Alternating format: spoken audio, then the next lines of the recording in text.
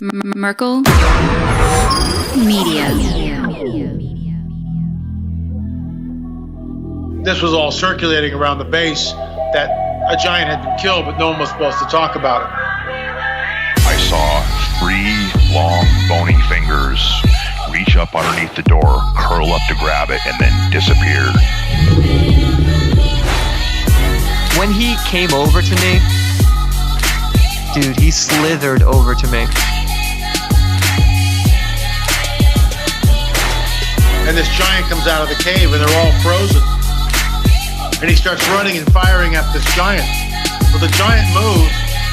He's got a spear in one hand and he's running really fast and spears Dan and holds him up like this.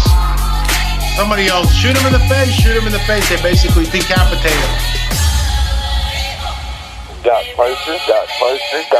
When he got about 15 yards away from me, I raised that 12 gauge and I blowed his head off. I feel something pulling at my leg, and I look over and there are 2 small gray entities pulling at me. And they're literally, I'm getting pulled off the bed. I reached my hand into this bush and I touched air. Couldn't breathe and I couldn't move because I know I'm seeing a monster.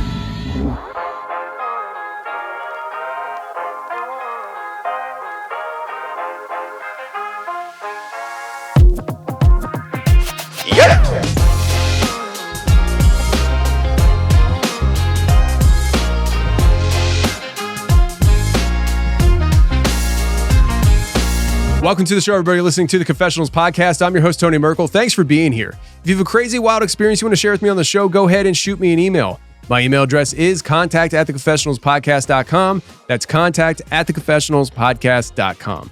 Or go to the website, theconfessionalspodcast.com, hit the contact section, and you can reach me that way as well. Either way works for me. Just get a hold of me. If you want more shows on a weekly basis, we got you covered. Whether you're a member on the website, theconfessionalspodcast.com, or a member on YouTube, you can get the Thursday shows for members only, and you can get the overtime segments to the Tuesday shows when they are available, right there on the members' website or on the membership section on YouTube. Also, merkelfilms.com. That's where we have our documentaries, and Sasquatch and the Missing Man will be available very soon on demand at merkelfilms.com. Stay tuned for that. If you missed the world premiere, it's okay. It will be available on demand at merkelfilms.com very, very soon. All right, today we have James Szubski coming on the show today. He is a returning guest, and we had a great conversation. The first time was a heater. This time was awesome too. He was talking about investigating certain areas and seemingly being teleported back to locations, wild stuff happening in his neck of the woods. And he also talks about his time in the service, and he didn't want to say it, but I'm going to say it. James Szubski might be a super soldier. When you hear this story, you might agree with me. So let's get to James right now.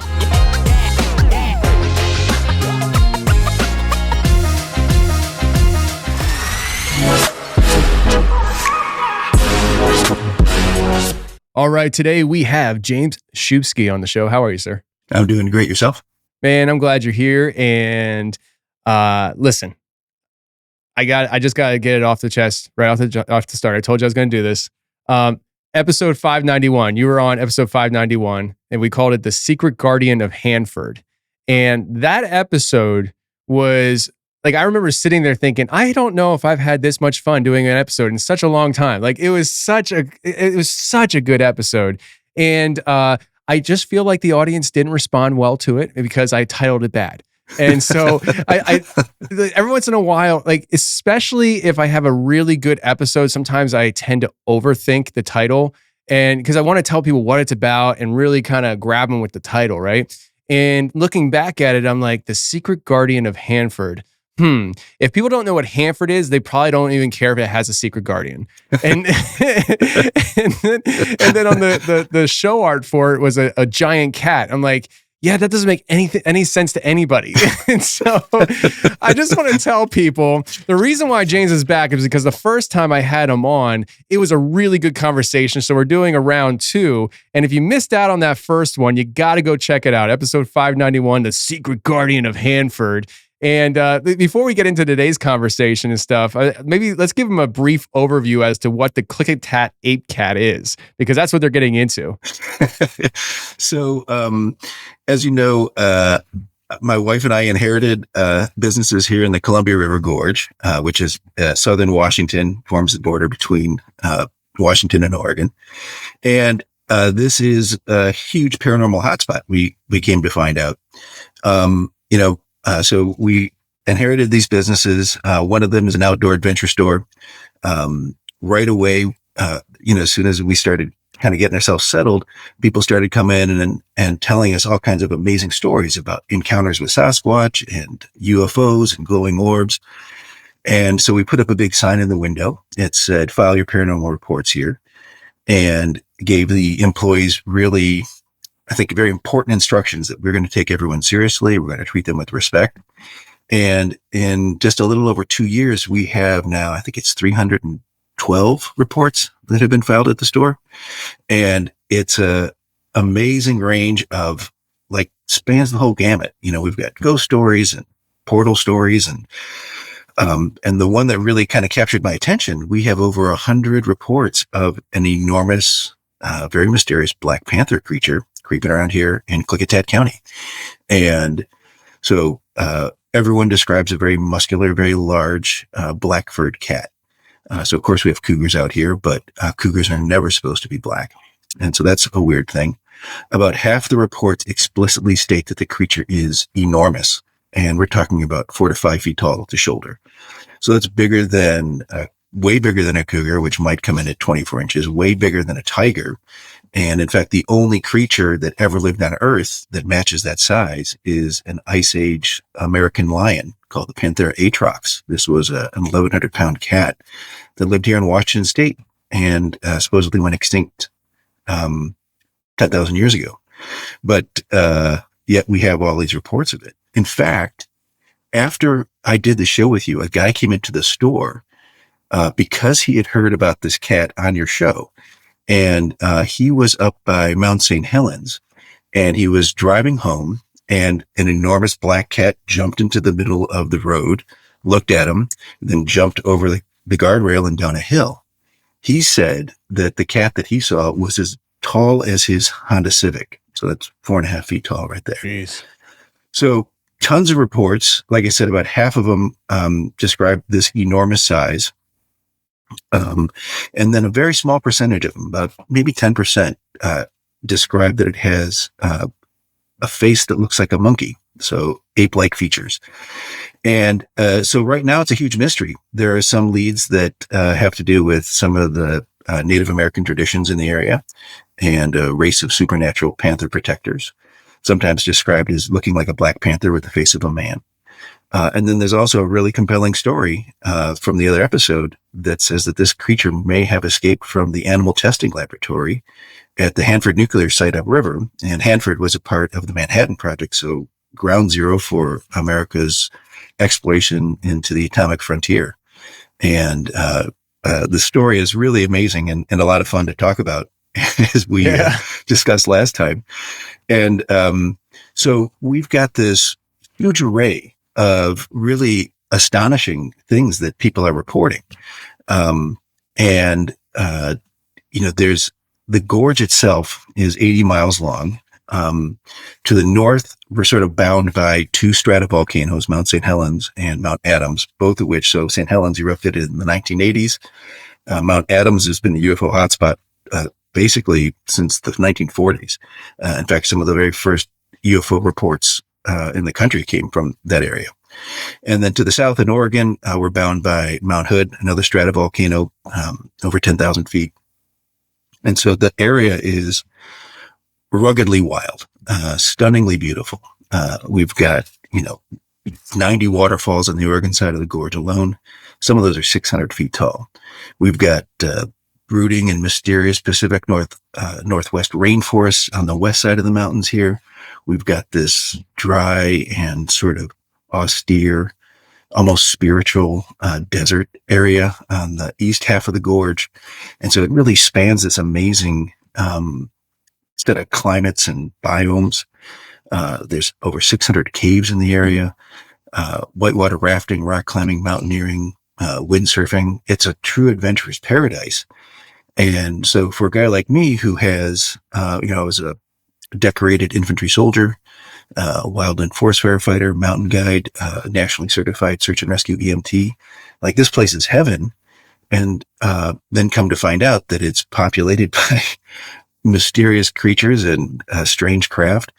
I tell you, I feel like I'm living in heaven. Like, this is the coolest, most interesting adventure exploration place I could possibly have imagined finding myself in. And it's awesome that the store has kind of got this reputation within the gorge. Like, we are the sort of the hub of information about people bring their reports here. And we just opened up what we call the Gorge Paranormal Info Center. And I've picked up a replica skull of that panther atrox. It's an 18-inch long skull. It's humongous. And we put it next to like a cougar skull so people can tell the difference. We have a replica skull of Gigantopithecus, which is a creature in the fossil record that most matches Bigfoot. This creature was lived alongside human beings 200,000 years ago in China. And it is an ape that was 7 to 9 feet tall, very much seeming to be a creature from the fossil record that's like the creature described by many Sasquatch accounts. And then my favorite part in this little paranormal center, we've got a big map that shows, where people have seen things and some information posters about the different phenomena people have experienced. But I built an 11-foot tall hairy Sasquatch. We put him up in the store. Nice. And so people can get a chance. You can come up and we named him Jeff. But why Jeff? Because it seemed like the most innocuous white guy name we could come up with. I love it. And so I have to tell you this kind of funny story. So I made it out of like this 2-inch insulating foam board. It's like this pink foam you can put in buildings when you're insulating it. And it allowed me to cut out this really big, 11-foot tall frame. And then I bought the big bolt of fur, and I was trying to figure out how to, attach it. And like staples would just pull out of this foam, and like glue with all that hair would have been a disaster. And so I realized that if I like carefully trimmed a small portion of it, I could like get a screw to drill in, and that would hold it in place. And so I spent, a whole Thursday afternoon, carefully trimming spots of this Sasquatch out. And I had to make a choice, like, is he going to be facing you or walking away from you? And anytime you're facing, if you don't get the face right, it just looks cheesy and fake. So I said, I was going to be walking away. There's some slack areas in the fur. And so I stuffed his buns with this sort of cotton batting. So he's got this nice big round rump. He's sort of walking away from you. And so people love coming in and patting Squatch's butt. But the kind of the embarrassing part about it is, I had to get this fur attached to it. And so I actually had to spend time trimming Squatch's crack in order to get these screws into this foam board. The things you do to show people what they're getting into. But it is really amazing. Like, there's nothing like you can hear about an 11-foot tall creature, and you can imagine what that might be like. But I really wanted to give people a sense of like, if you're in the woods and you encountered an animal that was 11 feet tall, like you just come up, like even a tall guy like myself, I'm 6'5". I just come up to his hip. Like I'm looking like at his belly button, maybe. And it really is, it really brings it home. And we've had so many reports. Most of the reports are really, he's like between 7 and 10 feet tall. And then there's a few stories of alphas that we've heard where they can get as tall as 14 feet, which is, if you've never stood next to something 14 feet tall in the shape of a human, like you really can't, it's so overwhelming. And it's also a really good case study in that if you're not looking up, like it just looks like tree trunks in front of you, So we have a lot of fun with it. We love sort of being a safe place for people to come and tell their stories. And, like I said, we've had over 300 of them. And some, we can look at, and, some have photographs and things like that. And we do image analysis to determine, is this authentic or not? And there are sometimes things caught on the trail cam that look strange, turn out to be, a bird in a weird position or something like that. But for the most part, we didn't know how many people would just come in and file fun reports and how many people would file legitimate reports. But I would say it's easily 98 to 99% of the people are serious and genuine, and they're not fooling around, and they have had an unusual encounter here in the Columbia River Gorge area. it's been a remarkable and glorious and just incredibly satisfying experience so far. Yeah. And I think that's the thing, man. I mean, when you present an environment for people to come and talk about their experiences and be taken serious, it allows them to come forward. And when word starts spreading around, you become a landing spot for that stuff. So Columbia River Gorge, if you're in that area, I mean, definitely check out the store. And what was the store called again? It's Margie's Outdoor Store. So Margie was my mother-in-law. And so she started all this trouble. And gosh, we're just so lucky to be, a part of it. And what's really great is that the gorge maybe has 80,000 people who live here, over thousands and thousands of square miles. And so we do a lot of advertising, and we're involved in a lot of community projects. We, support public art. So we've got public art at our location. And a lot of people have come to know us and know me personally. And so I'll be, at a restaurant and someone will stop me and tell me their story, or in the grocery store, or at the post office. And, it's one of the true joys of living in a small town, is sort of this community, and, having, those kind of connections. It's, I can't tell you what a joy it is to be trusted in that way. Absolutely. Well, listen, let's get into some of this stuff here. We talked about the Columbia River Gorge, and I'm assuming you didn't grow up in that area, right? No, I grew up in Ohio, and my first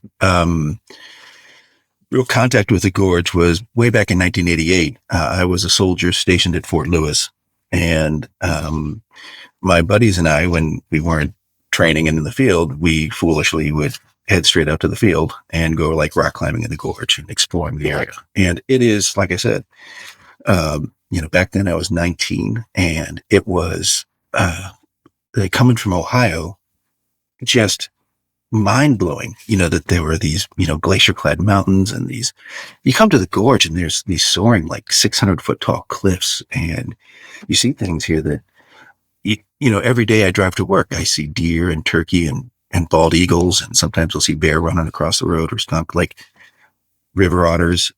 It is like a wildlife preserve out here. And it's, like I said, jaw-droppingly beautiful. Right now, the wildflowers are just rioting all over the hillsides, and you get up, especially into some of the more desert areas, and it's just splashed with color, and the air is perfumed. It's like living in a magical wonderland.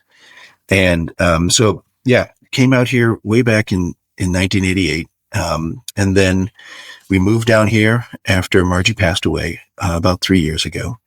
And these reports have been coming in. I think you've seen pictures of my rig. We call it the cryptid.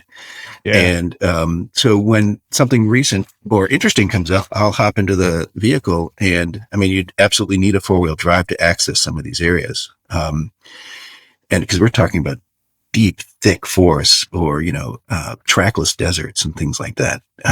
Like once you get out of the thin ribbon of humanity, that's the river, beyond that, it's like an ocean of trees that just goes on as far as the eye can see. And so some of these places are really fascinating to me. And the one that's really got my attention right now is an area we call Brokeleg Burrows. So about 8,000 years ago, the whole area north of the river is this gigantic volcanic complex. There's like, aside from the big mountains, Adams and St. Helens, there's over 250 volcanic vents out there. And it's been active for a long, long time. On maps, it's the Gifford-Pinchot National Forest. So it's public land. And then there are certain areas within that. Brokeleg Burrows is located in an area called Indian Heaven. This is maybe, 12 miles from the store. Not too far away, really. And so the way to imagine it is like some volcanoes form big mountains, right? Other ones just have lava pouring out of it. And so there's a small sort of cinder cone in the north end of this lava field. It's about 22 square miles. So imagine an area the size of the island of Manhattan, right? So sizable, like 1.7 million people live on Manhattan. So it's got a carrying capacity, like a stretch of land like this. And it's almost like, like this lava just sort of pours out and it just sort of fills the whole mountain valley. And you can go from side to side. It's some places it's 8 miles wide. And it's like, when you get out there, it's utterly silent. It's really a bizarre place. The rocks have formed like this giant jumble. Like it's sort of like this giant bulldozer of the lava just pushing forward, and it just rolls this rock into these giant slabs. Sometimes it creates what they call a lava tube. So the lava will begin to flow. The top of the lava will cool and harden and form an insulating layer. And then the lava will continue to flow through this straw-like tunnel almost. Some of these can be miles and miles, like, there's some that I think are over 20 miles long. And so then the lava will then flow all the way through it and then leave behind this empty chamber. It's almost like a gigantic, like blood vessels of the earth. And so you get these astonishing caves. Like I said, there's over 600 of them in the area. And so sometimes those caves are 40 feet tall when you're inside of them. But with all the seismic activity around here, oftentimes they'll collapse and they'll form trenches. So you've got this huge mass of land, which has got this convoluted rock structures. There are these micro canyons and hidden caves. It's, I've been doing land navigation at a professional level since I was 19 years old. I joined the Army. And of course, that's one of the key things. Way back in the 80s, we were not relying on GPS. It was all map and compass work. So you had to do old school, it's time of iron sights. We didn't have, any of the fancy optics that they have now. And so it was very much like you have to know your skills, to be able to, be effective as a soldier. And, so I have navigated through swamps and rainforests and deserts and mountains and glaciers, like you name it. I have, at a professional level, navigated through those types of terrain. And this place is easily the scariest and the worst terrain I've ever seen in my life. Like there's nothing, your movement isn't completely slowed. It's a really challenging place. A few months ago, so I've been I had heard that there are ways to get into this. Like there's supposed to be this old 4x4 track that leads into it. And, so you have to understand the reason why I'm so fascinated by it is that we've had numerous Sasquatch reports in the area. We've had many missing person reports in that area.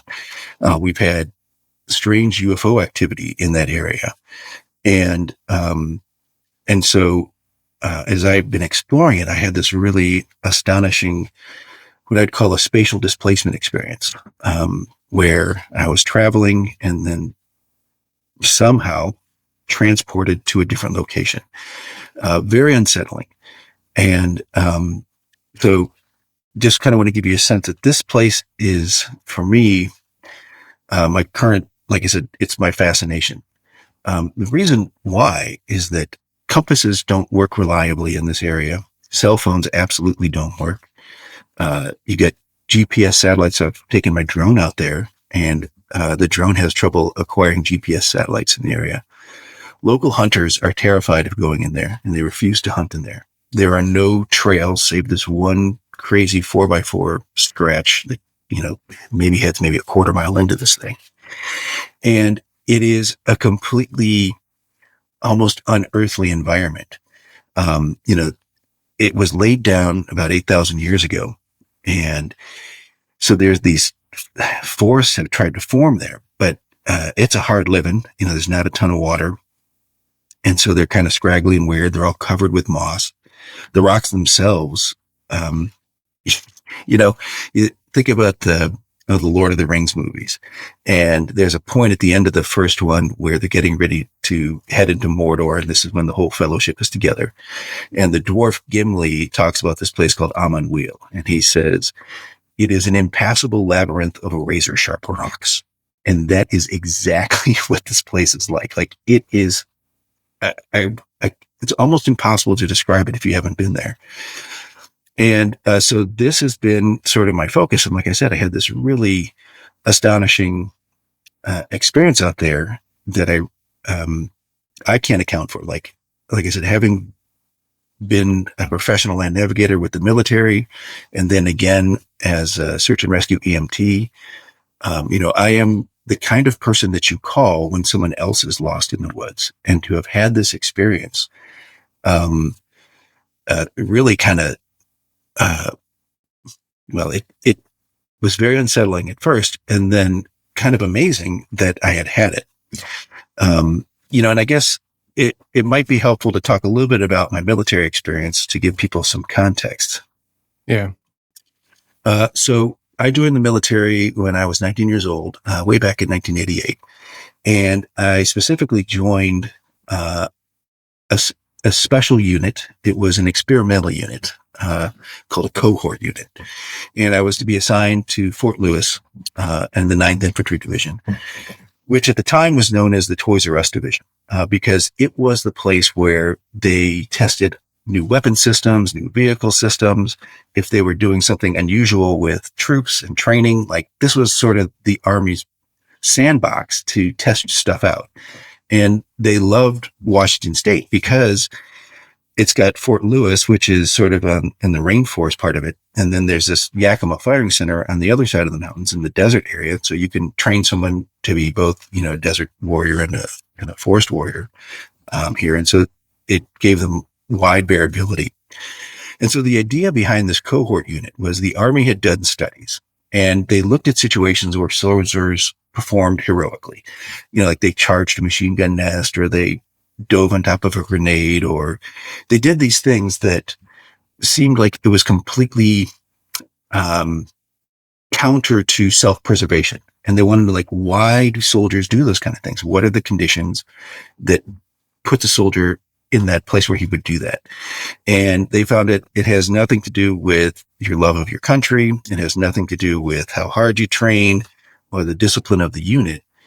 The number one answer that every surviving soldier gave was that I thought my friends were in trouble. And so the idea behind the cohort program was that we were supposed to, they created these unique situations that sort of forced us into becoming a band of brothers, and really to enhance those relationships between the troops in a way that we were compelled to look at our, squad mates and platoon mates and company mates as, our most important social connections. And so there was all kinds of crazy stuff that they did. Like there was, so 6 bathroom stalls, 3 facing 3, and they took the doors off the bathroom stalls so that in basic training, if you're going to go to the bathroom, you were looking your buddy in the eye. And so, that and a whole number of other weird situations that they put us in. And normally when you go to basic training, you go to basic training with a bunch of guys, and then you go to your advanced individual training, and that initial unit gets broken up, and then each person goes to their, advanced school. And then, when you're done with that advanced individual training, then you get sent across the world to different duty stations. Well, in the cohort program, everyone went to basic training together. Everyone went to advanced individual training together. And then everybody went to the same duty station up in Fort Lewis. And so already we were in this place of, we were in an experimental unit in the Army's most experimental division. And, so, we had a lot of, unusual training protocols and things that definitely weren't normal.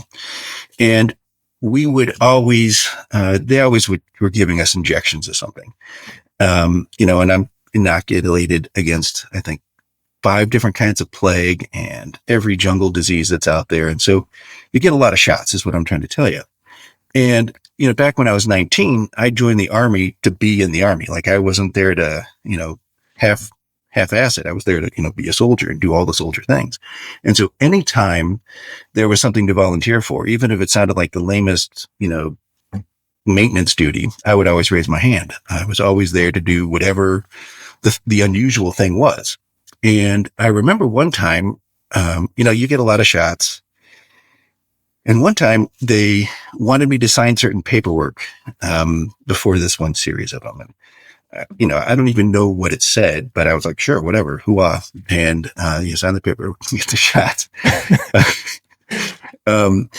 And so you have to understand, before I joined the Army, I went to private Jesuit all boys school. I was a huge Dungeons and Dragons nerd. I barely passed the strength test to get into the Army. Like, it was, the doctor's like, could you try that again? So, I wasn't a great student, when I was in high school. And so, like, that's the sort of context of me going into the military, and then joining this experimental unit voluntarily, and then having these unusual experiences. Well, what began to happen, was suddenly, there were a lot of things that seemed not to be in a straight line from where I was coming from. So, not long after, signing on those injections, my running time went to, 5 minutes and 20 seconds in a mile, which is unusually fast. And I got assigned to this, what they called a super squad running team. And so we would go out and, just this whole unit is probably 10 guys, and we could all run that fast. And I found that there was a number of other like strength things. I'd go to the gym and I'd sit down on like one of the Nautilus machines. And for certain machines, like the whole stack of weight on it was no problem for me. And, you could chalk that up easily to, your body still maturing or whatever. And, hard to say exactly what was going on. And again, I don't want to oversell this idea because I don't have any. You were a super soldier, but it's okay. Keep going. well, it's not like Nick Fury and I chat on the phone at all.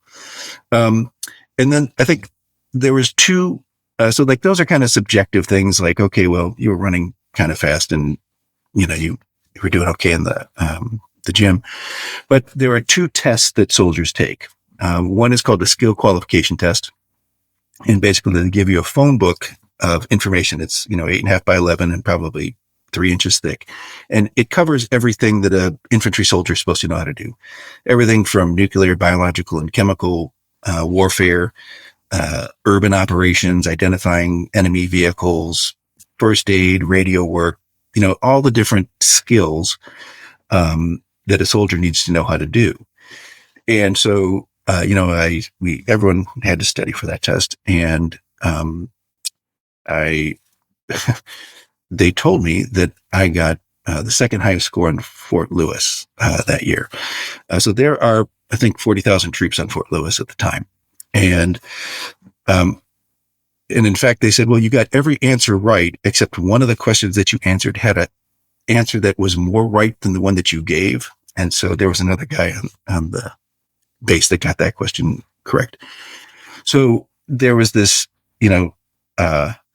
objective score of, you maxed out this test that they give to every soldier. There's also the U.S. Army's highest peacetime award is called the Expert Infantryman's Badge. And so while the skill qualification test is, a written exam, what do you know? The Expert Infantryman's Badge requires, there's 34 different task tests that you have to do. And they include, qualifying expert with your rifle, 12-mile road marches with 90 pounds. You have to move under laser simulated direct fire. You have to, range estimate. You have to do, first aid, treat sucking chest wounds. Like, there's this whole series of tests that you do. If you get any task wrong, you get, I think you get 2 chances to retest. And if you don't, then you're out. And less than 1% of all soldiers ever earned this award. And in my first year there, this was after the injections, this skinny kid from Ohio who was playing Dungeons and Dragons in his parents' basement just a few months before earned the U.S. Army's highest peacetime award. And it's, like I said, it's all task-based. So you have to actually perform the tasks. It includes running and push-ups and sit-ups and all of the physical requirements. plus the shooting and land navigation and day and night. And with the land navigation, basically you're given a compass and what they call a direction, a distance, and an azimuth. Azimuth is sort of your compass reading. And you're sent out at night, and the course is, several miles large. And you literally have to walk around at night and find coffee cans pinned to trees in the middle of the forest. And if you get the first one wrong, you're never going to get the rest of them. And you're not allowed to carry a flashlight. You just have to go out there and use the glow in the dark spots in your compass and, what you figured out in terms of your map headings, how to get there. So it's a long story to say that there's a lot of circumstantial evidence that something happened to me when I was in the military that changed some sort of way that my body and mind operate. And, again, for the longest time, I thought, that's kind of weird, but I really couldn't make any for sure kind of conclusions about it. Then I was out of the Army for about almost 10 years, and they called me up and asked me if I'd be willing to participate in an intensive physical. So this is weird because none of my Army unit mates, none of the guys that I was in with got the same request. And they paid for my transportation to another city. And they put me up for 3 days, and they ran this exhaustive battery of tests. And so they were doing things like testing my nerve velocity and cognitive abilities. They determined that my lung capacity was at the top 2% of all human beings on Earth. And they also found that my pain tolerance exceeded their instrument's ability to measure it. And so they have this strange spring-loaded contraption, and they push it into the soft joints of your body. And they say, as soon as you start to feel pain, give us an indication and we'll stop pressing it. And then they could measure the amount of pressure that they put into that sensitive joint spot. And I remember them pushing it all the way in, and it maxed out their scale. And he was looking at me like, are you feeling any of this? And of course, you can feel it, but it's not painful. And so he thought that there was something broken with the device he was using. So he went and got another one, and that one maxed out too. So then he went and got another doctor to help him administer the test. And again, I could, there was data that I was receiving that something was pushing on my joints, but in terms of pain, it wasn't there. They seemed pretty freaked out about that. And so after that first day of testing, during the second day of testing, this sort of group of nurses and doctors started following me around and, watching the testing that was done. They got to this battery of cognitive tests, which have to do with how you organize information. And they were all kind of wowed by the results there, which were indicating, this unusual ability to quickly organize information and sort things and things like that. Kind of complicated to explain exactly what the tests were like. And so it was really this kind of strange thing about, coming back and then finding these verifiable sort of extremes of human ability were the results of these 10 years later test after getting out of the Army. The weird thing is that, so I was in the Army during the 80s, right at the end of the Cold War. And during my first year, the wall in Berlin fell. And so the funding for my unit actually dried up. And so they were talking about letting us out early and doing a bunch of other stuff. And then the whole thing with the first Gulf War flared up right after that. And so my unit was desert ready and combat trained. And so the unit changed designation a couple of different times, after we lost funding. And we eventually became the 199th Special Battalion. And it was the strangest thing because they gave us these patches, and the patch looked like there's a devil's head. You could see its eyes and its mouth, and there was a spear going through the head, and then there was these sort of yellow angel wings behind it. And so we got issued all these patches, and then I think someone in the higher up in the military said, "Oh, that's a problem," and so they made the patch. They made them take the devil's eyes and the devil's mouth off the patch, so it just sort of looked like this, spear going through an explosion, like this red devil head explosion kind of thing. But I remember it was the strangest thing that they didn't want there to be this. They wanted to make these alterations so this devil head would not appear in our patch as explicitly a devil. Anyway, we were combat ready and desert trained during the first Gulf War, and they told us that we weren't going to go because we were being held in reserve for some other potential military action. And so my unit trained thousands of National Guardsmen who wound up going over to fight in Desert Storm.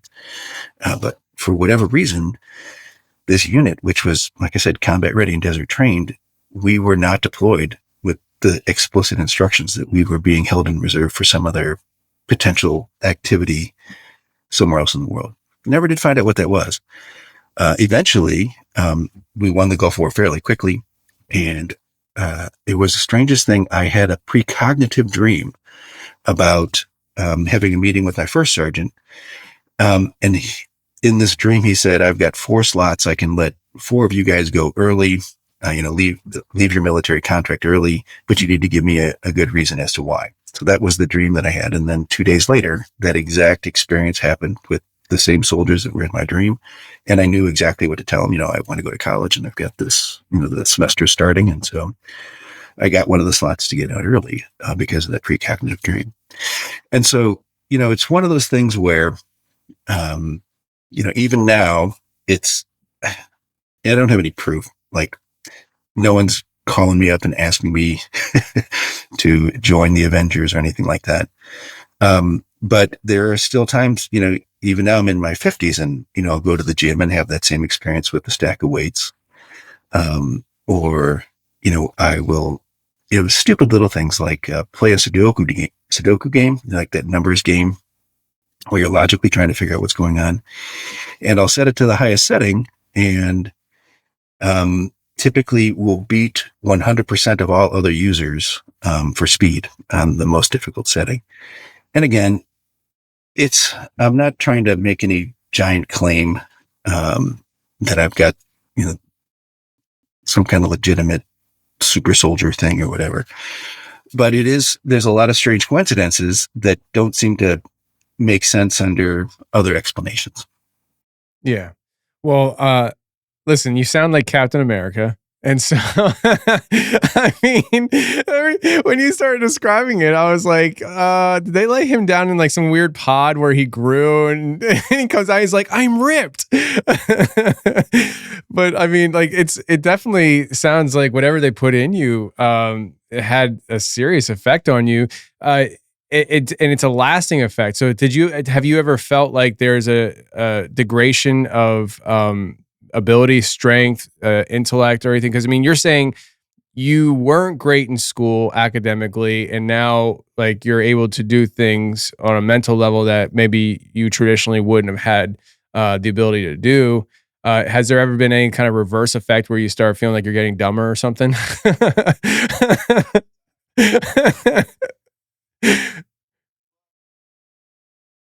I will say that, like after I got out of the Army, my buddies and I did a lot of mountaineering, and, so I got out when I was maybe 23, something like that. When I was 30, I climbed 10,000 foot mountains in 6 months. And, one of them was Mount Rainier, which is considered the most grueling endurance climb in the lower 48 states. And, so on that particular mission, two of the people bagged out at 10,000 feet from altitude sickness. And so then we were climbing with a good friend of mine, I think 2 good friends of mine, and then 2 people I didn't know very well that hadn't ever climbed with before. And one of them, he spilled all the fuel out of his stove, and so he couldn't make water for himself, but he was too embarrassed to tell anyone about it. And so he stopped drinking water. And eventually he went into, he got dehydrated and then went into shock. And so we had to triage him and get him sort of stabilized. And so, we did the summit, and I'm laughing because one of my Army buddies was with me, Marty, and Marty hadn't prepared for this climb, and he almost died on it as well. But anyway, we got to the summit, and my goal was to do 50 push-ups at the summit. And I started doing that push-ups. And Marty looked at me, and I realized that was going to be, he was going to kill me if I continued. So I had to stop that plan. But we got this one climber who was compromised back down to base camp. And we had planned to walk off the mountain that day. And but he couldn't move. And the rest of the crew was exhausted. And so that day I did 18 hours of continuous mountain travel. And so that was 10 years after this initial injections, right? And so even 10 years after, there seemed to be significant advantages in terms of respiration and endurance and all those other kind of things. Because I don't know if you've ever climbed mountains before, but 18 hours of continuous mountain travel is a pretty significant ordeal. And so I would say that the only thing that's really happened is that like my knee joints are creaky now. And so I don't do as much running and swimming and those kind of things as I used to.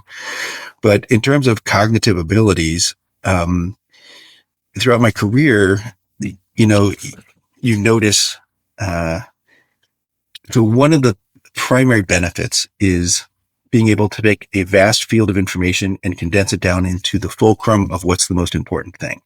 And to be able to do that at extreme speed, right? And so what happens a lot of times in my professional life is I will be able to see an outcome clearly through extrapolation long before anyone else in the room arrives at that conclusion. And so that can be a little frustrating. And then oftentimes you just have to wait for the inevitable thing to unfold as you predicted it would before people understand that, oh, okay, you knew what you were talking about. But I feel weird talking about all this stuff to begin with, just because like I don't have any proof, like there's no way to verify it. And everyone thinks they're smarter than they probably are. So. Well, not me. I openly admit I'm stupid and dumb and people shouldn't listen to me. I'm like, here's a new theory, but don't take my word for it, please. No, I mean, listen, I think it's fascinating. And I mean, shoot, you're like 18 hours doing anything is crazy. I mean, I don't remember the last time I walked for 18 hours. Probably never. So, but when's the last time you did any like kind of physical testing? I mean, like you mentioned about the mile, how you did 520. When's the last time you did a mile? I mean, I know your joints are creaking and stuff, but I mean, was it like 10 years ago or what? I remember I was going to the gym regularly 3 years ago before we moved down to the gorge. And it was even then that, the working at the weight machines, in the gym, I was like, wow, I'm still kind of maxing some of this. And it's weird because it's not all muscle groups, like triceps, absolutely, abdominals, absolutely, thighs, those kind of things, are all easily maxed. And that was, like I said, 3-4 years ago that was going on. And there's other like weird things like, it's not uncommon for like a metal tool that I'm working with to break in my hands. So like a hammer will break, if I'm, or pry bar will bend or whatever. And that's, could be cheap tools. But it's just one of those kind of things that you're trying to be so humble right now. It's probably Harbor Freight. It is. I mean, listen, man, like I don't bend tools. I don't break hammers. Even the Harbor Freight ones, man, like, so when you say maxing out certain muscle groups and stuff, what muscle groups aren't the ones that tend to get maxed out on certain exercises? So, biceps aren't a maxing one, but triceps easily, it's weird stuff like that. And again, like, who knows? I mean, it could be a dozen things. And I'm not a small guy. When I joined the Army, I was 6'3", and now I'm 6'5". And so, it's part of the package of being big, I guess. But, anyway, we could go on and speculate about things that I have no proof for, and there's no way to, go back and figure it out. I mean, it's interesting, but I'm not, like I said, Nick Fury isn't calling me. I don't hang out with Tony Stark. I run a outdoor store in the Columbia River Gorge. Yeah, you're just hanging out with Tony. You're hanging out with Tony Merkel, not Tony Stark. Wrong Tony. I think you're probly more fun, but that's just my opinion. I appreciate it. I wish I had Stark's money though. So I just want to say that I've heard stories like this over the years that you're sharing, and I do wonder, just no proof of anything, right? But I do wonder if it was just some kind of, because I don't know how else to say it other than when you're in the military, you're their property. That's what I hear. And so since you're their property, they're maybe testing some things on you. Maybe that's why, certain things were enhanced and other things weren't, because they were literally testing out certain things. And maybe no proof of anything, like you would say, but maybe there are somebody out there that got the full dose of the whole package, and they're running around just absolutely jacked to no man's end, mentally, physically. They're flying through the sky or something. I don't know. But I think it's a really interesting story. And, it just kind of sheds light on this idea that, when you're in the military, weird things can tend to happen. I mean, we've had different things like that happen on the show, where people are sharing stories from their experiences in military. And I find those stories just very interesting. But you lay that groundwork. We went into this direction, but because you mentioned about the spatial displacement that you experienced, and you're like, let me lay the groundwork with my military experience as to why it's so weird that I would lose plays. Now I understand. Like, you don't just get lost. No. Yeah, and so a part of it. How do I say it? Well, I know that I've had capabilities that are at the edge of the bell curve. We'll just say it like that. And so that's why I volunteered to be a search and rescue EMT. It was one of those things where if you have capabilities, you have a responsibility to use those in a way that helps others. And so, of course, we had intensive land navigation training. Like in the Army, land navigation is literally a life and death skill. If you're successful, people die. If you're not successful, people die. And so the level of training that we had on that was pretty intensive. And then, of course, in search and rescue, there's a whole nother set of life and death consequences to not having your act together when it comes to land navigation. Like, you really have to be no mistakes, right?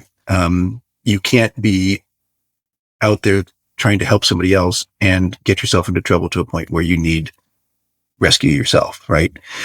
And so, and then even within that, within my unit, I was recognized as one of the best navigators. And this may be a previous genetic thing. We talked during the last time we chatted about magnetite crystals in people's brains and how that's a physical mechanism by which things like magnetic navigation occurs in migrating animals and things like that. And I'm fairly certain that the people in my family have just that magnetic navigational sense is just part of our genetic package. My daughter, I'll take her out for a hike around the house and we'll go into the woods and I'll have her hiking for 45 minutes and I'll say, okay, point to where our house is. And within, 10 degrees, she knows where we're at. And so it's kind of one of those family traits of knowing where you are.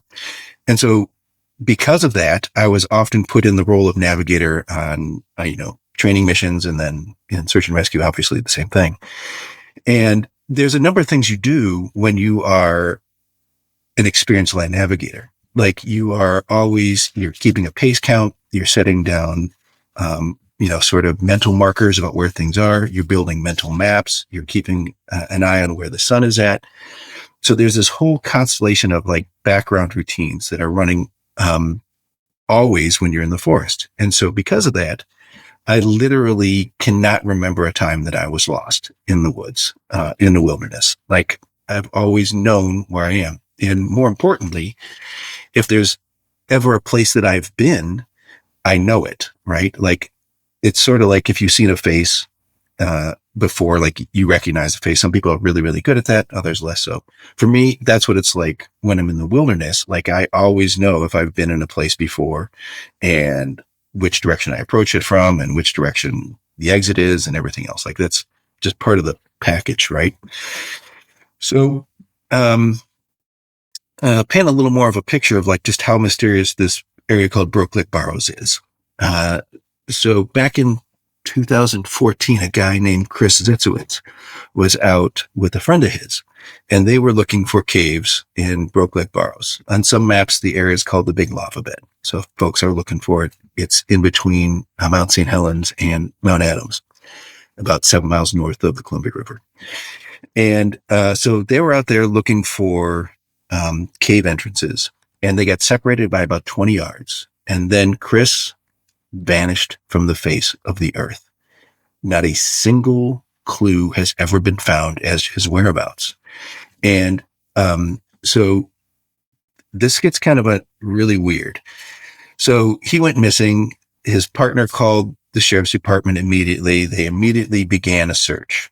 The search wound up eventually including hundreds of searchers, right? They had dogs, they had choppers, and they found nothing. Not a Snickers bar wrapper, not a shoelace, not a scrap of clothing, not a footprint. They found no trace of Chris, completely vanished from the face of the earth. And in fact, they had done so much searching that they began to suspect his hiking partner of foul play. And this guy passed several truth verification tests that he had no ill will towards Chris and, had committed no crimes or done anything untoward. And, I've talked to several folks in the store who've come in and told me their experiences. Some of them were on the search and rescue team. This was, I was on a search and rescue team up north near Seattle, and I wasn't here in the gorge when this person went missing. And they said there's a really strange story about military involvement with this particular search. A whole army unit showed up claiming that they just happened to be in the area doing training and they figured they'd help with the search.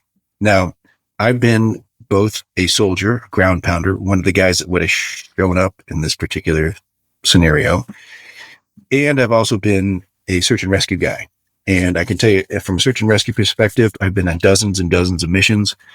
The only time the military ever shows up is if they're bringing a chopper. And then you just, see the guy giving you the 2-finger salute through the window, and that's about it. In this case, they had a whole unit out there searching. And they said that they were from some kind of special forces unit, and they thought that they could be of assistance, which is wildly suspicious in my mind. Like there's really no reason why the Army would ever get involved in that.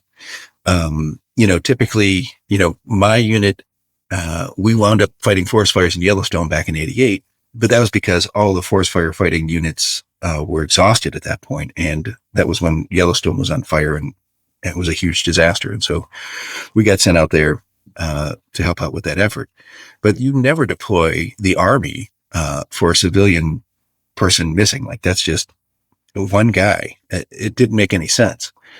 Well, you have to understand that just probably 3 weeks ago now, a woman came into the store and she said that her and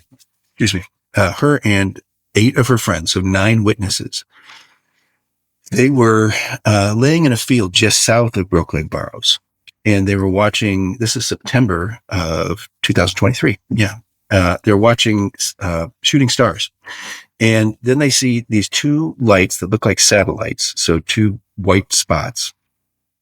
And I don't know if any of your listeners have ever seen satellites in the sky, but basically they just look like a star that's moving fast. So they see these 2 satellites moving fast overhead. There are no navigational lights, no red and yellow lights that you'd find on an aircraft. And as she's telling me the story, I thought, oh, I hope this isn't one of those Starlink stories, because a lot of folks will come to the store excited that they've seen some kind of UFO and it's just Elon Musk's satellite array, which is kind of a letdown. But so I was hoping that, she had a legitimately cool experience. And then she said something that I had never heard before. She said, as those satellites got directly over us, a green sheet-like laser shot out of it, scanned the tree line, went down the trees, across the field, over them, and then back up the other trees, and then disappeared. And she said, we were totally freaking out. And so this is a thing that was co-witnessed by 9 people, and very bizarre experience.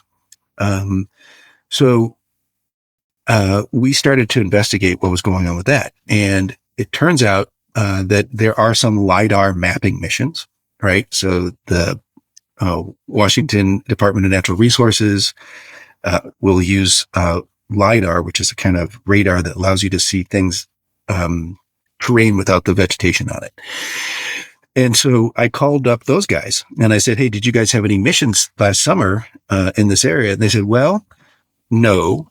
And number 2, the LiDAR we use is infrared. And so you would never see any kind of beam coming out of our aircraft. And we always fly in the early morning or during the hours of daylight. All right. So they're not a nighttime type of flyer. And they said the only time that you see a green laser is when someone is doing bathymetric studies. And so they're trying to determine the terrain underwater. And so the green laser allows you to see underwater. But in this area, there's no bodies of water where they were getting scanned. And they said, so it definitely wasn't our guys. And we talked to our vendors who do the LiDAR flights. They're civilian contractors who help them with this stuff. And they said, yeah, we never fly at night. And we don't use green lasers. They said the only place that you might find green laser use would be in the military. And you're not going to get any answers out of them. And so we've got this really weird situation where we had 9 witnesses scanned by a green laser just south of Brokeleg Burrows. And the one governmental agency who might have had anything to do with it is saying that it wasn't them. So it's just, again, building a little bit of the strangeness of the area. As I mentioned, there is one 4-wheel drive track. So scratch into the southern quadrant of this thing. And I have been driving around the outside of my vehicle for months trying to find this access point. Because I'd heard rumors about it. People came into the store talking about how neat it was. And so I finally found it and I drove in there. And a part of this area was apparently hit by lightning or something because none of the trees are alive. And it's almost like you're driving through this crazy moonscape, right? It's utterly quiet because these jumbled rocks with moss on them just eats the sound. And you get this really eerie sense when you're in there. And this track leads to these pools of water that are sort of in these volcanic depressions. And there is no other reason for this road. Like normally, we've got a lot of Forest Service roads out here where they'll send out, logging trucks to go extract timber or mining vehicles to extract minerals. But here, there's nothing of economic value. This road just leads to these mysterious pools of standing water in these volcanic crevasses. And there's a campfire site out there. So I'm poking around at this campfire and I find a bunch of 5.56 NATO cartridges laying on the ground. And so an M4 or an M16 uses 5.56 casings, bullets, or cartridges, I should say. And what was weird is that as I'm looking at these old cartridges laying on the ground, it looks like they were firing in all directions. And I was like, that's unusual, but not inexplicable. Good old boys, if they've got an AR-15, it'll fire either 223 or 5.56, depending on how well the weapon is built. And so it could just be, regular folks out there having fun shooting in the woods. But the weird thing was that I found metal belt links. And so when I was in the military, I carried a squad automatic weapon, M249, they call it a SAW. And it is a belt-fed machine gun that fires 5.56 rounds. So basically, it's a squad gun that fires the same type of bullets as everyone else's rifle, but you can lay down massive amounts of suppressive fire with it. And so the bullets are carried in a belt link.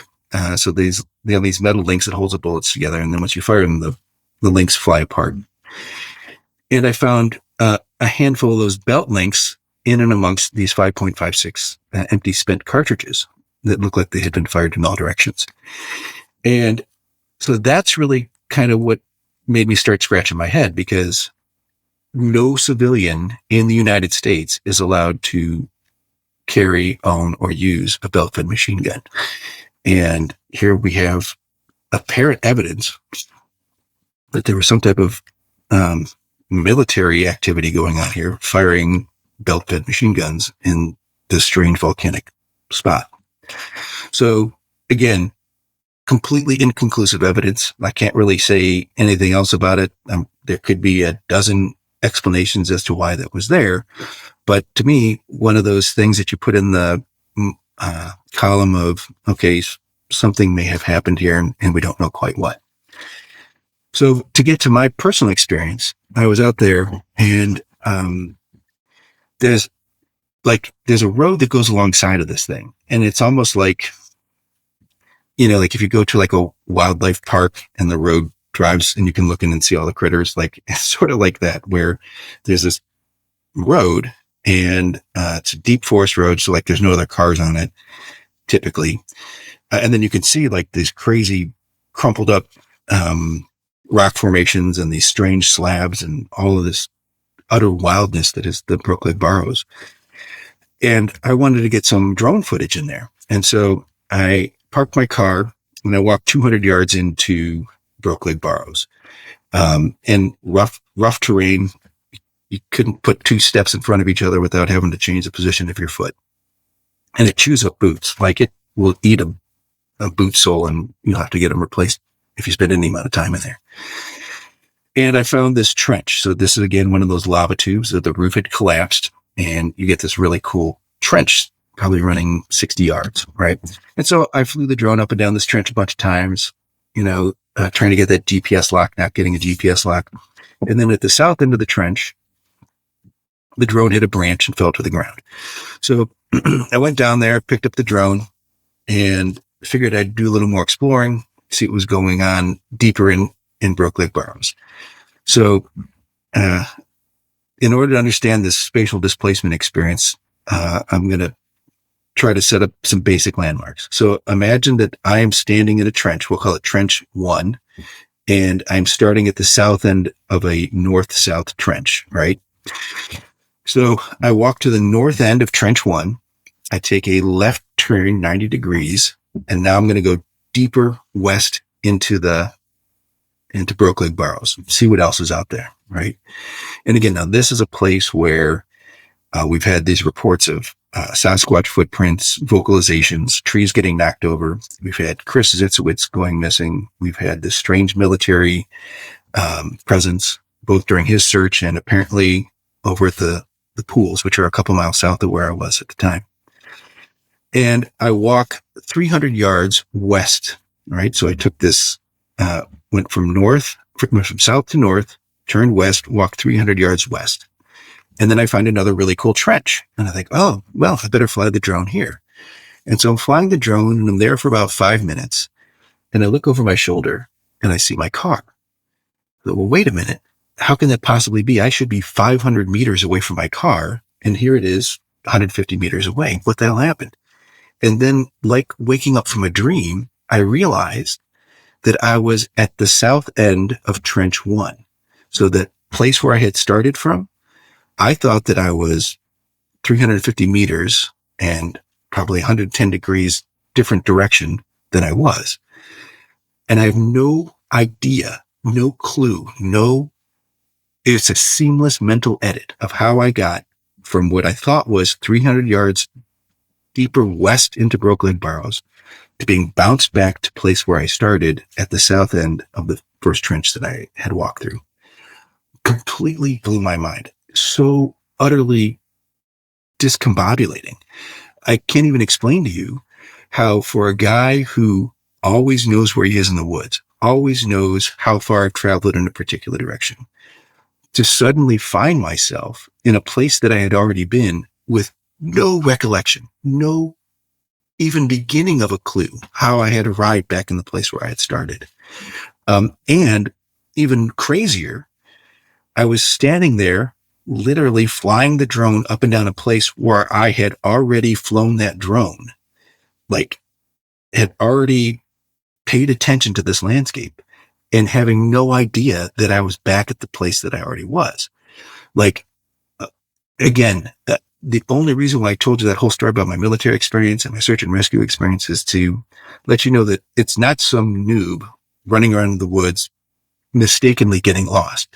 This is a situation where I cannot explain in any way, shape, or form how I was transported what I believe to be 350 yards from where I thought I was. Utterly just confounding. And, at first it was unsettling. And then I began to think, this place is so large and so remote. There are no trails in there. Like, you could literally have 3 Ewok villages of Sasquatches living there and no one would ever know. And I thought, if this was some way that they were protecting their territory and they didn't want me to go deeper into this place, this is probably the most benevolent way to have done that, to sort of shut down your consciousness, lift you up, transport you back to go, and then set you there. No harm, no terrifying experience, just a benevolent bouncing you back to the starting point. And of course, I get into my car and it's hours later than I thought it was. So a really fascinating experience, but also super exciting. Like, you have to understand, I've been hearing people report these things for years now, and to actually get out there into this place, mysterious and weird and amazing as it is, and then immediately to have this kind of off the charts experience of spatial displacement. I was thrilled. Like, I thought it was really amazing. Just what a neat experience to have. I was thrilled. It was amazing. I loved it. Well, let me think about it. Like, the reason why I do this is because I love living in a place where all the questions aren't answered, where there's still things to experience a sense of wonder about, right? Like, that we've got 11-foot tall creatures walking around in 2 feet. We've got these 4-foot tall giant cats that they're orbs that I've taken pictures of. And now to have this experience where something which, like I said, as a professional land navigator, I know my shit, right? Like, that is not a James got mixed up or James got disoriented or there was something about this guy that he just got lost in the woods. No, like, I am the person that you call when someone else is lost. I am the person that has the skills and the experience to rescue other people who are in really, really dangerous situations and oftentimes hurt. And to be that guy and have this experience where even in this small scale kind of thing where we're talking about a couple 100 yards, to have been completely bounced and relocated. I mean, like, again, it's one of those things. It's a personal experience. I can hope that you guys understand and believe me and take me at my word. But to me, it was utterly game changing. My family was sick of me talking about it just for weeks. It's like, all they was talking, oh my gosh. And, against my better judgment, like, I would never, as a search and rescue person, you have a responsibility to not put people in harm's way. And I would never recommend anyone go into this place because it is like, you will get yourself hurt. Like, there are razor sharp rocks out there. Like, it is, and the terrain is unpredictable and compasses don't work and cell phones don't work. But I have to tell you, I am so fascinated by this place. It's like sort of my new white whale. Like, it's the one thing that I definitely want to go into deeper and, maybe camp out there and see what kind of strange things, will happen next. Oh, I totally understand that feeling. I have my own little white whale area, and we actually experienced spatial displacement a little bit. We're not sure what exactly happened, and that's why I don't get too excited about it, because I'm like, well, maybe we're just stupid and we We just didn't exactly understand what was going on. But so when you were out there, this is the area that the military had, questionable activity. This is the area that the green lasers were being shot, right? Mm-hmm. So, and this wasn't the same time though, right? Like you weren't out there searching for the missing person that they were searching for? No. Okay. These are 3 different events separated into. Gotcha. So you're out there, you have the spatial displacement. What does your gut tell you happened there? I mean, because like some people might say, bro, you might have been abducted. You might and they put you back at your car, and that's why there's hours later and all that stuff. I mean, what's the lot? Because it seems like you try to be as logical as possible and everything, but you had this. Excuse me.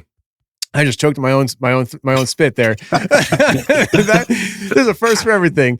But you had this kind of like illogical experience that you went through that took you by storm. And as somebody who runs a store that's taking illogical experiences from the local public, for you to have that own personal experience, how do you personally define it for yourself? I mean, is it just something that you just can't explain, or do you have this suspicion as to what exactly kind of might have happened there? It's a good question. And like the fun ideas are that a mystical band of Sasquatches snuck up on me and edited my memories and gently placed me in a place where I couldn't hurt myself or discover their home. Like, that's fanciful, obviously. Like, I have 0 evidence other than wishful thinking that this would happen to me. Right. But it's to me, it's a huge mystery. I can't even begin to explain it. Like, the notion that my memories were so seamlessly edited and the sensation that I had that, like, once I recognized that I was actually in a place that I had already been, it was almost like that fog of waking up. You know what I mean? Like, I have no recollection of falling asleep. I have no recollection of waking up. I just have the feeling of, wait a minute, sort of like rubbing your eyes and like, am I where I think I am? Like, how did this happen? And so, yeah, it's something, whatever it was, that has the ability to erase memories. And not only that, like, seamlessly edit the experience. It's not like there's a missing piece. It's not like I was like, oh, okay, well, I'm walking and then suddenly there's like this moment where I'm, there's black and then I'm at this place. It's like, nope. I thought that I was happily marching myself west, staying on azimuth, doing all the land navigation things that you're supposed to do. And lo and behold, I am back at go and utterly befuddled that I'm looking at scenery that I had already studied and already understood. So I wish that's kind of why I want to go back out there. I need more data. Like, I can't explain what happened to me, with any theory that I currently have, or an understanding of, how cognitive processes work that would allow. That was the last time you were out there? No. Well, and it gets snowed right now. The snow is just now melting off the area. And so this happened late last year, right before the area got snowed in. And so now I am starting to poke around the edges. So like I said, this place is just filled with these wondrous things. Like right now, there's this area that is just northeast of the Barrows, like literally like across the road from the northeast corner of it. And every year, this place called South Prairie, the forest fills up like a lake. And so you've probably seen like videos or pictures on the internet of like people swimming through a forest. Well, like that happens right here at South Prairie, which is at the north corner of Brokeleg Burrows. And so this seasonal lake forms, and it's literally the kind of thing where you can swim through the forest. And then every year in a single day, that lake, which is like a half mile wide, suddenly disappears. Wow. And no one is sure where it goes. And there are theories that there is a labyrinth of lava tube caves that run underneath Brokeleg Burrows, and that they get clogged with ice, and then that ice like dam breaks, and then the entire thing drains, because you don't see the water like fill up any river or anything like that. It just suddenly one day is gone. And it's things like that where, again, like this is a place where there are all these wondrous things that occur that we still don't even have a clear understanding of what's happening. And like, I've heard people say that they were walking out in Brokeleg Burrows and they were stepped on top of like sort of like a large, like rocky mound. And then they hear something underneath their feet, like they had knocked a rock loose in a void, and they hear it fall for a couple of seconds, hit something, and then fall for a couple more seconds, and then hit the ground. Like some kind of gigantic cavern underneath their feet. And so what happened here, we don't know. And, you know, Chris is not the only one that's gone missing. There have been, you know, mushroom pickers and fern pickers and other folks that have just over the years have just vanished, and no clue, no trace. And to me, like, that's like, there's something happening out there. I don't know what it is, but man, I am sure hot to figure it out. Like, to me, like, that's like one of the grand mysteries of, it sounds like a really satisfying project to get into. Yeah, for sure. So it sounds like it's almost like with what they're describing underneath their feet, like maybe even the earth just kind of like somehow opens up and swallows people at times. I mean, if the water is just going somewhere, it's not well, I'm assuming it's not going up. The logical explanation would be it's going down. Somehow it's draining down into something. Yeah. And I'm going to get weird with you now. So I'm here for you. I can't let the episode go without bringing up portals. And like, I mean, so you have this guy, Chris, that went missing, no trace. You experienced this spatial displacement where you should have been I think you said 350 meters away from where you found yourself. And so what are the odds? What are the ideas? I mean, feel free to disagree or, you know, say it's crazy, but like, what if it's a portal location and there's like this area has some kind of portal sensitivities where it displaces people or just, you know, takes them into somewhere else. Yeah. I mean, shoot, if the ground is empty and hollow, I mean, now we're talking about portals to the upside down and Stranger Things. I will tell you, who knows? The notion of portals, like we have had reports of portals in the store several times. Several folks have had that experience. And so we've had reports. So there's a story that in Mount Adams, some people could see a physical hangar door open and close and craft fly in and out of it. But one guy came into the store and said that he saw what appeared to be a portal hovering in the sky next to the summit of the mountain. And the other folks have had strange experiences like that, lost time, sort of in that same area at a place the locals call Monster Mountain. We get reports. Other people have reports of spatial displacement where they're traveling and then suddenly they find themselves back at their car and they, you know, should have been hours hiking away from it. And then recently we've had this rash of really interesting reports. So we have reports of triangular shaped UFO flying over the area, typically moving fairly slow. Commonly it's reported that it's a black shaped slab triangle. One guy said back in the 80s, he was driving down 14. He saw it flying above the river. But when he was driving on the road with other folks in the car, it was 400 feet away. Like, that's really, really close. It's like a little bit more than a football field. And then the whole car, all the witnesses saw this thing dive into the river and they could see its lights underwater. They thought that they had witnessed some kind of plane crash or something like that. And, you know, they called the FAA and the local airports and there was nothing to report. But the reason why I bring it up now is that several people have come into the store recently and said, I've seen a triangle shape in the sky at dusk, but it looks almost like it's cloaked, like the starlight is wrapping around it. And so you get this sense of, you know, like movie cloaks or like the Predator cloak where it distorts the light around it. And so the first report is like, oh, that's interesting. The second report is like, oh, that's starting to see a pattern. And so we probably had 5 reports now of these craft that look cloaked, like And in the best way to, like, you can be standing there and this woman's husband right next to her couldn't see what she was seeing, which said, oh, it's so clear. I can totally see that there's this thing. And so, originally we had received reports like that of people seeing what appeared to be an area where the background was different than the surrounding background. So imagine you're looking through a portal into another realm or world. You would see the normal background of your everyday world, and then you'd see something different in the area of the portal. And so over by like the Lyle tunnels, which are maybe 12 minutes east of the store, we've had reports of that kind of phenomenon where somebody sees something which looks like some type of weird visual disturbance. The background of a certain area is not like the rest of the natural scenery around it.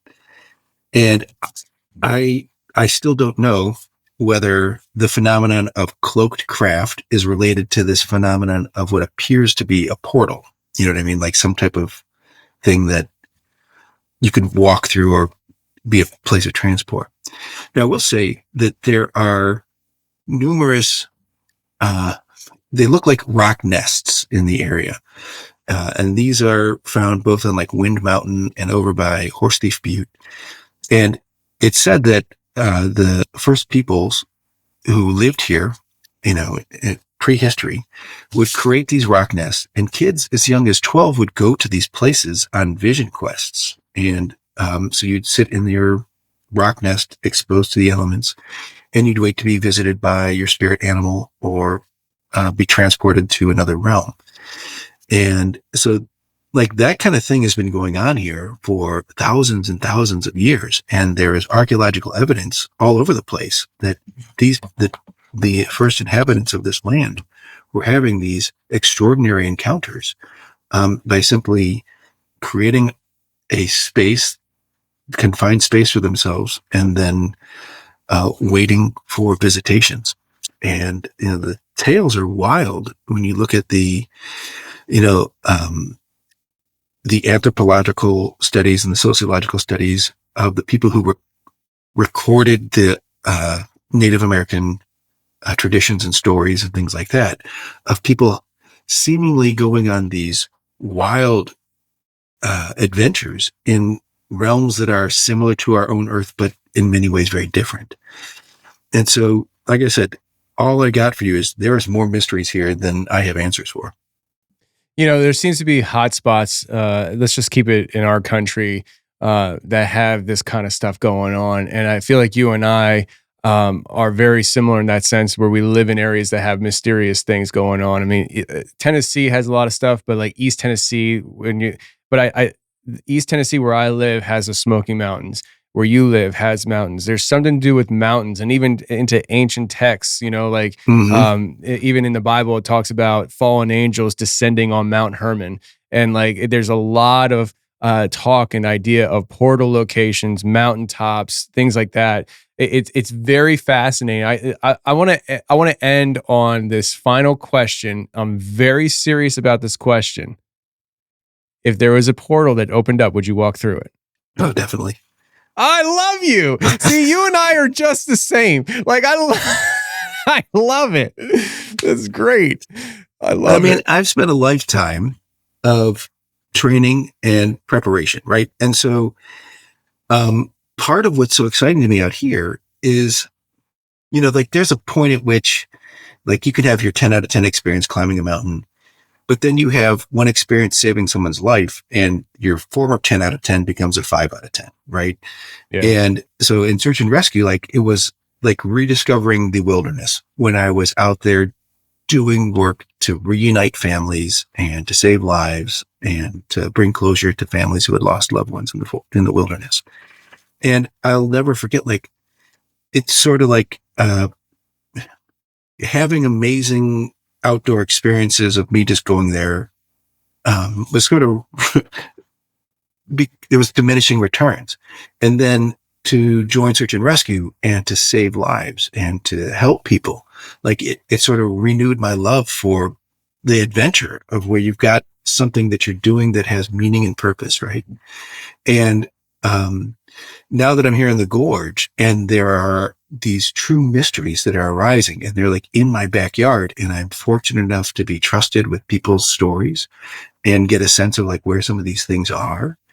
To me, like the next challenge is, okay, do you have the skills to survive in the wilderness? You have the skills to save other people's lives in the wilderness. Now, like what challenges are going to be presented to you if you walk through that portal? Like, do you have the capabilities, capacity to survive that and to survive it with, grace and, some pluck, and to see what's around that next corner? Like, to me, this is like the new frontier. And science, because it's got a materialist paradigm, has sort of left this whole realm of astonishing discoveries and wondrous things to citizen scientists like ourselves. And so we've got this wide running field where we can go out and explore. Like we might have talked about Benjamin Franklin back in 1750. Total whack job. He's out flying kites in lightning storms, looking for this mysterious electricity power, right? But even like Thomas Jefferson, who sent Lewis and Clark out here in 1805 with the Voyage of Discovery, he sent them with instructions to look for cryptids. He told them he wanted them to find proof of a living mastodon, and he wanted them to find proof of an American lion, of all things, right? So Thomas Jefferson was aware of creatures like the Klickitat ape cat that had existed here in the United States, and he was excited to send these guys out to explore, like Lewis and Clark, archetypal explorers. You don't get any cooler than these two guys who are, exploring a land at that time which was completely unknown to Western minds. And that portal opens. And, my wife makes me carry, one of those in-reach, satellite things. So like, we have a protocol, my wife and I, of me calling at night, I'm about to do something really weird. So here's where to look for the body. And, but 100% I'd walk through that thing. Like, that's like, that's what it's all about, right? It's like that exploration and discovery. It's, having the courage to see what's around the corner. And, to be the joy of a new discovery like that. I can't think of anything cooler. It's funny because I have the inReach as well. I don't use it often, but I do have this habit. And it's funny you say that because it's not even a conscious thing, but now that you mention it's a subconscious thing, it has to be. Before we go out and we do something stupid and crazy, I tend to text my wife, "I love you." It's funny because like my kids are young. I mean, my son's 6, my daughter's 3. And when I'm out there, before I go out there, actually, I think it's before I go out there is when the most hesitation is for me. A lot of times I'm like, okay, we're getting ready to do this trip. And, it's like all of a sudden I don't want to do it. And it's because sounded cool. We're talking about it, but yeah. It's just like, cause I think about like, I look at my kids, I'm like, gosh, like it always happens. I think back to my childhood, and I know everybody else has like their own memories and stuff, but I don't remember much from when I was 6. I don't remember much, hardly anything when I was 3. And so I think, man, if I go and I don't come back, these kids are never going to remember me. And so I'm like, man, I don't want to go. But then I get out there and I'm like, okay, we're here. We're going to do it. And then I'm just texting my wife, "I love you," because it's just like, I don't know if I'm coming back, but if I don't, just know I loved you. Quick plug, as a search and rescue guy, we found so many people because we would triangulate on their last text, or there's some folks that we would find because they would take a picture before they got lost and then it would get sent to the cloud. And so there are certain things like, even if you don't have coverage in wherever you are, sometimes your phone will find a beacon, a tower. And if you send a text and it doesn't go through, it can still bounce off the tower as you're moving. And, I can't tell you how many folks we found using that exact method of triangulation on cell phone towers. So as my plug for public safety is always send a text to tell your loved ones where you are and when you expect to be back and where your car is parked. And then if you are lost, continually text don't call because you'll burn your batteries, but text. And, like I said, it saves lives. It really, really does. But yeah, I hear you. There's that question. And I think for my wife, she knew what she was getting into when she married me, that, I'm an explorer and an adventurer, and that's where my passion is. And so, and she knew, like, when I would go out and get called at 3:00 in the morning to go on a search and rescue mission, like, yep, that was, the thing that I was doing was a good thing. And it was, worthy of a little inconvenience in our personal lives to be out there. And so, and she wants me to have this satisfying, full experience, and utilize my skills and capabilities. And so, yeah, I hear you though. It's you don't ever want to come back, or not come back at all, I should say. Yeah. Yeah. I definitely want to come back. I don't care how I come back. I just want to come back. So, no, but James, man, listen, I appreciate you spending some time and talk with me. Fascinating stuff. And the way you weaved the whole story through, listen, man, you're a super soldier, but I that's my interpretation. It's not you saying it's me. But to the spatial displacement and the weird things in the Columbia River Gorge, just fascinating stuff.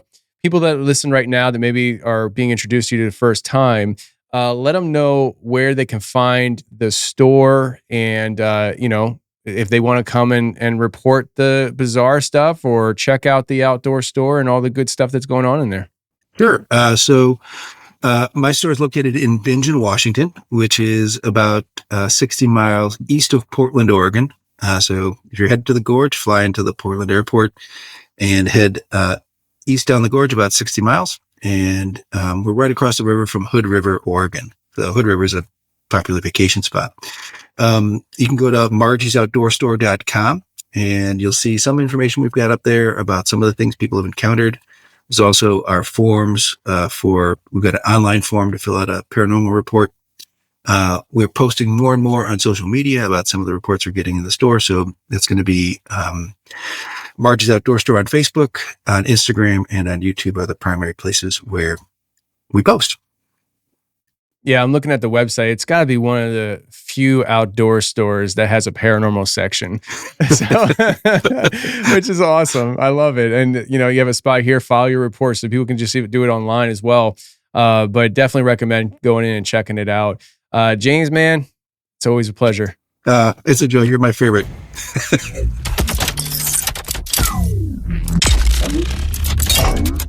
Well, that's the show, everybody. I really hope you enjoyed it. If you did enjoy it, please share the show with your friends. I don't care where or how you share the show. Just share the show. If you enjoyed it, that's the best thing you can do to help the show grow. Share the show. Also, shout out to my good friend, William Bond, over at Permaculture Consultant. I'm wearing his shirt right now. Go ahead and follow his YouTube channel and his Instagram channel.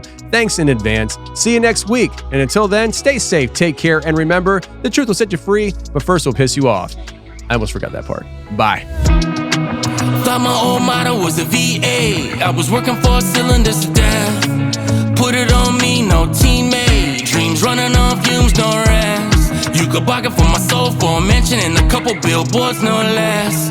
Yeah, thank God for a couple roadblocks. I don't know if I'd have stopped where the road ends. Spent years looking for the real me, always came up missing. Yeah, tried to find it at the bottom of the bottle, and I promise ain't sipping. I thought I was flying, yeah. Using darkness for my lighting, missing with the timing. Spent years looking for the real me, always came up missing, yeah. Tried to find it at the bottom of the bottle, and I promise ain't sipping, yeah. Drowning in my vices, I thought I was flying, yeah. Using darkness for my lighting, missing with the timing. Spent so many years on the sidelines, trying to be the highlight, right under the bright lights, breaking all the guidelines, yeah. Missed the boat with no lifelines, yeah. Screaming I don't need you, fighting but I'm free too, neon lights make a path for my breath like smoke in the cold every weekend. Spend years looking for the